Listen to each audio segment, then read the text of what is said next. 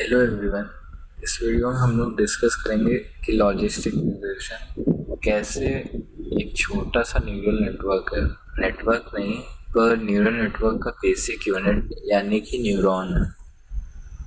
इस वीडियो में हम लोग ये भी डिस्कस करेंगे कि इमेजेस को कैसे क्लासिफाई कर सकते हैं using logistic regression. So let's begin. Here I can see and you can see it's a cat image, but computer isn't good in dealing with images. Instead, it is good at numbers. So हमको पता है कि किसी image का basic unit एक pixel होता है और हर पिक्सल के करस्पॉन्डिंग 3 नंबर्स होते हैं जो रेड, ग्रीन और ब्लू लाइट की इंटेंसिटी से करस्पॉन्ड करते हैं और हर नंबर 0 से 255 तक ही हो सकता है। तो अब क्वेश्चन हमारे सामने ये है कि कैसे इमेजेस को हम as a input X feed करें। तो हर इमेज के हर एक पिक्सल के करस्पॉन्डिंग 3 नंबर्स होते हैं। तो हमारी इमेज एक मैट्रिक्स है of shape height of image cross width of image cross 3 because we have 3 channels, red channel, green channel, blue channel. तो हमारा काम है इस मैट्रिक्स को फ्लैट करना या n×1 मैट्रिक्स बनाना जिसे हम इमेज को एज अ इनपुट फीड कर सकें। और यहाँ पे n की वैल्यू है height of image cross width of image cross 3। इसके बाद हम जनरली सारी इमेज क्लासिफिकेशन प्रॉब्लम डेटा को 255 से डिवाइड करके स्टैंडर्डाइज करते हैं। तो just for revision let's go through a few things. हमारा बड़ा एक्स इनपुट मैट्रिक्स है जिसमें m training examples m number of columns में स्टैक्ड है यानी n×m। n क्या है हम लोग इसका एग्जांपल देख चुके हैं। Generally if we see a single input example it is a vector of form n×1।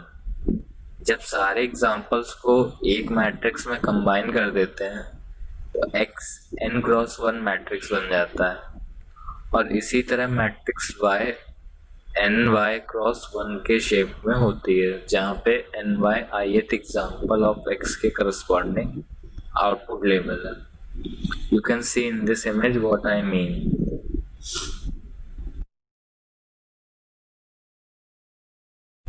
Now let's see how much have we covered in logistic regression. तो हमें पता है y हैट हमारे मॉडल द्वारा प्रेडिक्टेड आउटपुट है जहाँ पे y hat की वैल्यू 0 और 1 के बीच में लाई करती है। y हैट को 0 से 1 के बीच में करने का काम सिग्मॉइड फंक्शन का होता है जहाँ पे y hat equal sigmoid of z जहाँ पे z equals w transpose x plus b। अगर z बहुत बड़ा है तो y हैट की वैल्यू 1 के पास होगी और अगर z छोटा है तो y हैट की वैल्यू 0 के करीब होगी। You can work that out. Sigmoid of z is equal to 1/1 plus e की power minus j and this is the cost function of which you are now well aware where j depends on parameters w and b and we want to find w and b such that j is minimized. It turns out this j is a convex function which is a bowl-like function, and since our j is convex we use it as a cost function j for logistic regression. So to find a best fit we initialize our parameters w and b, and since it's a convex function no matter what value you initialize them you will always reach the global minimum. And if you plot this j with respect to just w you can see how can we take small steps to reach the minimum, that is this point. So if you start at this point of the j you can see here slope is negative, that is the partial derivative of j with respect to w is negative. So when you update w with the gradient descent w equals w minus alpha times del j by del w, So since del J by del W is negative, you only seem to take small steps towards the global minimum. And if you initialize your W in the right, that is here, you can see slope is positive.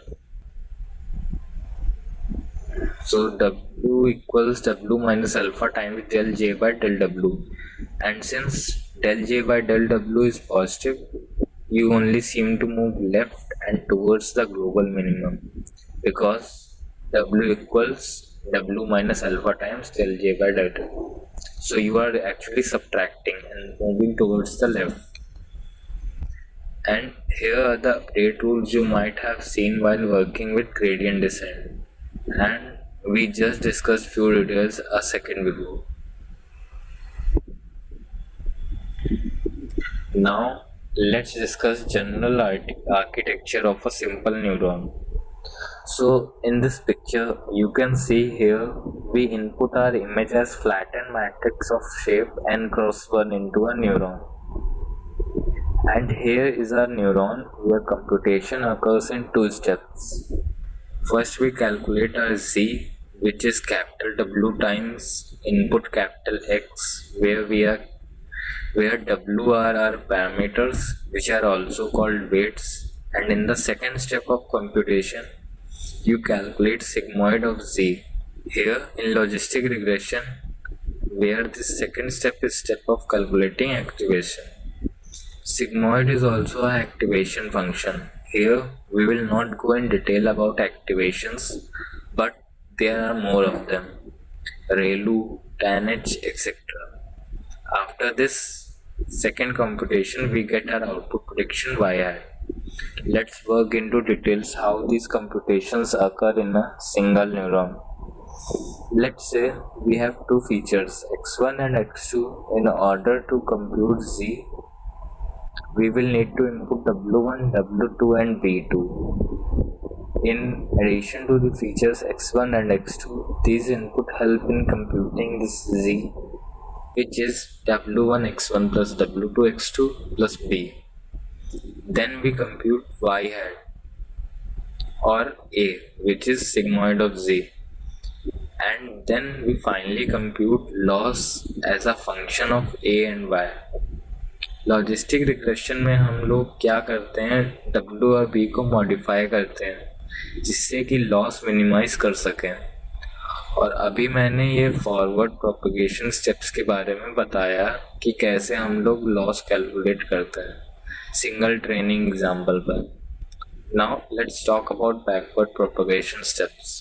Here we calculate derivatives. The first step we do when going backwards is to compute derivative of loss with respect to activation A.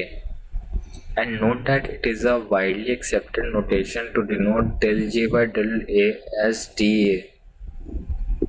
And if you are familiar with calculus, you can find dA as y by A plus 1 minus y by 1 minus A, because differential of this log A is 1 over A.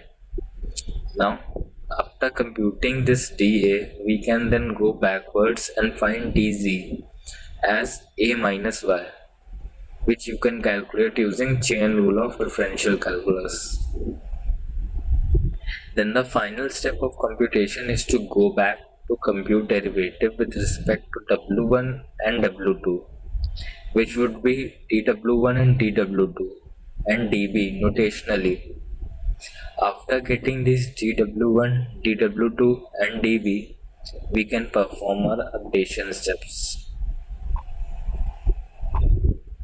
Now let's see how to do this computation on M examples. So now what you need to do is compute the sum of losses and average them, and also average these derivatives on all training examples. Derivative with respect to w1, if overall cost function going to be average of derivatives with respect to w1 of individual loss terms, and we already know how to calculate this dw1 superscript I. So let's dive into the details.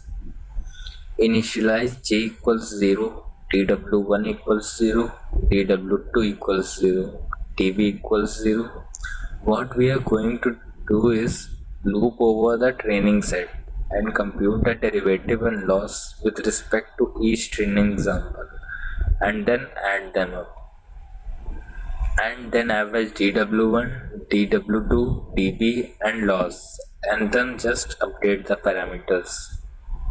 So here now you have worked out details for a neuron performing logistic regression.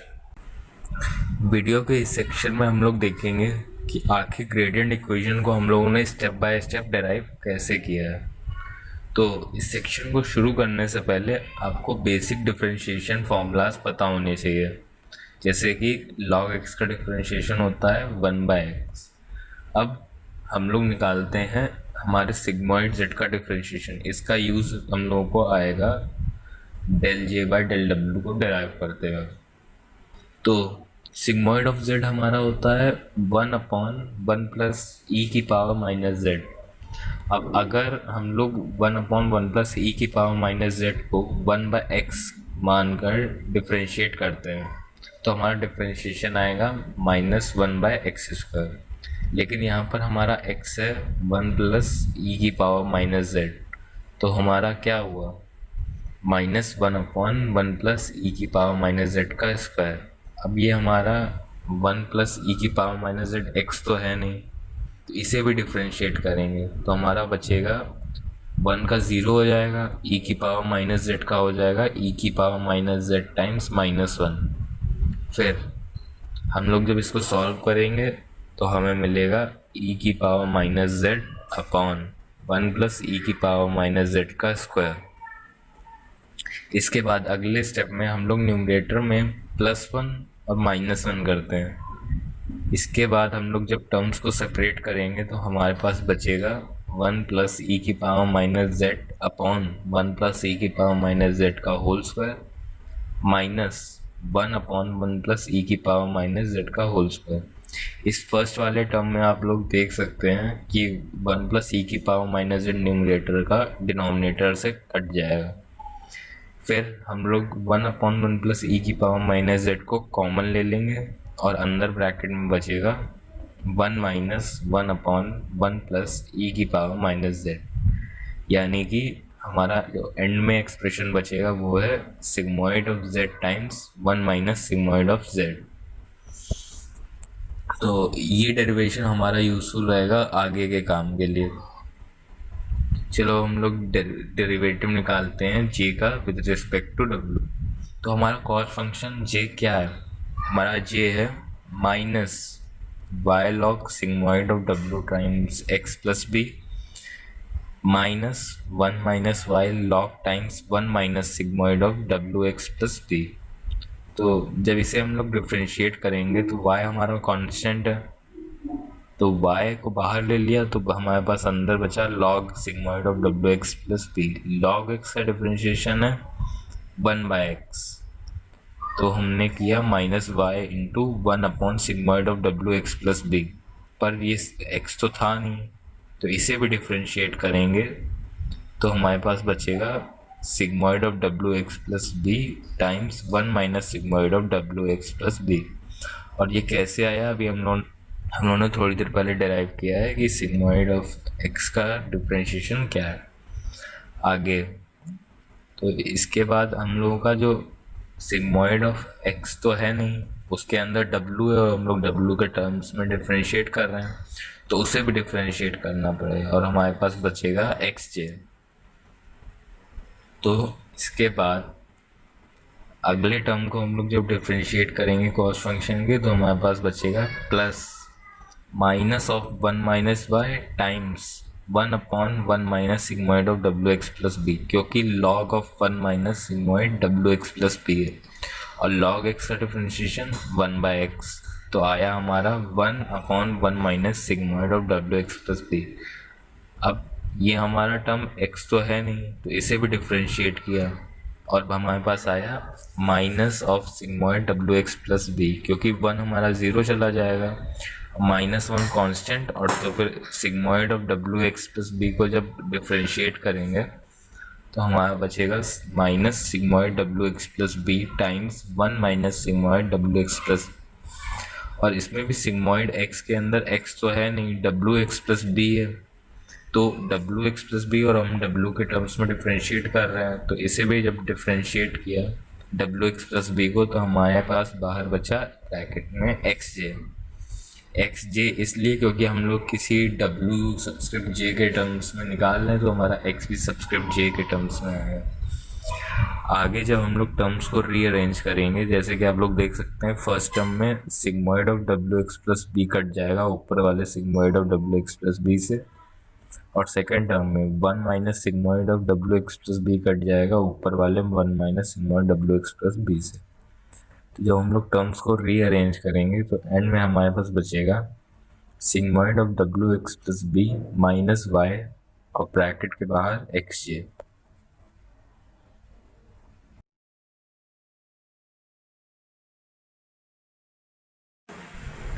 Now, at the end, let us some advantages and disadvantages of logistic regression.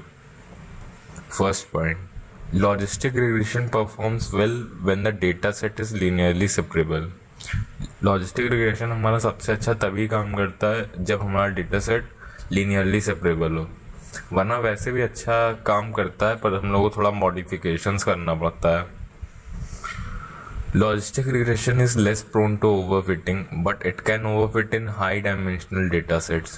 जैसे कि बताया था पहले कि जब हमारे features बहुत ज़्यादा होते हैं तब हमारा डेटा सेट ज़्यादा प्रोन होता है ओवरफिटिंग को, लेकिन हम लोग रेगुलराइजेशन टेक्निक्स यूज़ करके इस प्रॉब्लम को भी हम लोग सॉल्व कर सकते हैं। We have talked about L1 and L2 regularization, right? Logistic regression is easier to implement, interpret, and very efficient to train. And as I told you, you can implement logistic regression in a single line of code with scikit-learn, or you can write your own code in Python. It would be very easy. Now, coming to the disadvantages of logistic regression. Main limitation of logistic regression is the assumption of linearity between the dependent variable and the independent variable. In the real world, the data is rarely linearly separable. तो इस point से मतलब ये है कि हमारा जो data set होता है ज़रूरी नहीं कि हर बार हमारा डेटा सेट लीनियरली सेपरेबल हो। Second point, if the number of observations are lesser than the number of features, logistic regression should not be used, otherwise it may lead to overfit. यानी कि बात वही है, अगर हमारे पास ट्रेनिंग डेटा नहीं है तो हम लोगों को प्रॉब्लम होगी ओवरफिटिंग की। Now, since you might be well introduced with both the linear regression and logistic regression algorithms, let us discuss some difference between the two. First point, linear regression is a supervised regression model, while logistic regression is a supervised classification model. जैसा कि मैंने बताया था, logistic regression का केवल नाम में regression है, असल में हम लोग का वो क्लासिफिकेशन प्रॉब्लम ही सॉल्व करता है। लीनियर रिग्रेशन में हम लोग किसी इंटीग्रल वैल्यू को प्रिडिक्ट करते हैं, जबकि लॉजिस्टिक रिग्रेशन में हम लोग किसी चीज़ की प्रोबेबिलिटी प्रेडिक्ट करते हैं, उसी प्रोबेबिलिटी से हमारा आउटपुट 1 या 0, और अगर मल्टी क्लास प्रॉब्लम है तो 2 या 3 भी मिल जाता है। लिनियर रिग्रेशन में हम लोग कोई भी एक्टिवेशन फंक्शन यूज़ नहीं करते हैं, जबकि लॉजिस्टिक रिग्रेशन में हमारा कंप्यूटेशन 2 स्टेप्स में होता है। फर्स्ट स्टेप में हम लोग हमारा z निकालते हैं और सेकेंड स्टेप में एक्टिवेशन लगा के उसे 0 और 1 की रेंज में करते हैं अपने आउटपुट को।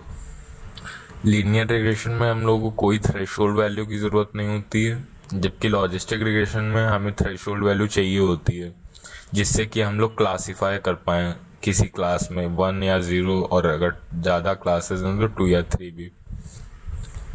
लीनियर रिग्रेशन में हमारा cost function mean square error function होता है, यानी कि y hat minus Y whole square, जबकि लॉजिस्टिक रिग्रेशन में हमारा cost function binary cross entropy cost function होता है, यानी कि minus Y log Y hat -1 minus Y log 1 minus Y hat.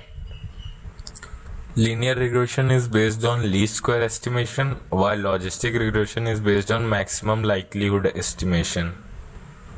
Those who are well aware of statistics might be knowing about maximum likelihood estimation. Last point, linear regression में हम लोग किसी dependent variable की value predict करते हैं in case of change of independent variables, जबकि logistic regression में हम किसी इवेंट की प्रोबेबिलिटी निकालते हैं, जैसे कि ट्यूमर का मैलिग्नेंट या बेनाइन होना या मेल्स को स्पैम और नॉन स्पैम में क्लासिफाई करना. You can look into the slides and now feel confident about logistic regression. So now I would end here and thank